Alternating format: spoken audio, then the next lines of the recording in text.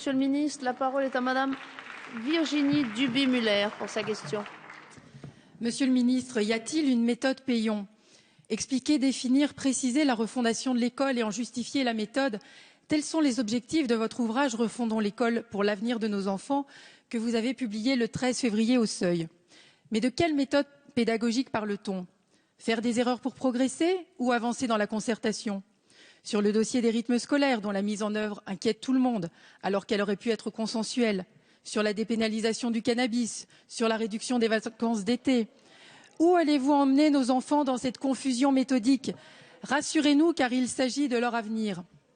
Concernant l'enseignement catholique, rassurez-nous également, car il semblerait, Monsieur le ministre, que l'enseignement catholique, qui représente 90% des écoles privées sous contrat et 12,6% des écoliers, soit, selon son secrétaire général Éric Delabarre, encore à la recherche d'un accord avec le ministère sur la mise en œuvre des rythmes scolaires.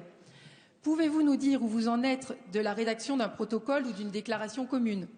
Pouvez-vous aussi rassurer les parents, les élèves et les futurs enseignants du privé sur la formation initiale, la phase terminale pédagogique propre à l'enseignement privé ne semblant pas encore sécurisée? Enfin, que pensez-vous faire sur le problème du financement du numérique pour l'enseignement catholique qui, s'il est considéré comme un investissement, entraînera une rupture d'égalité entre le public et le privé, contraire à vos idées égalitaristes? Je vous remercie. Merci Madame la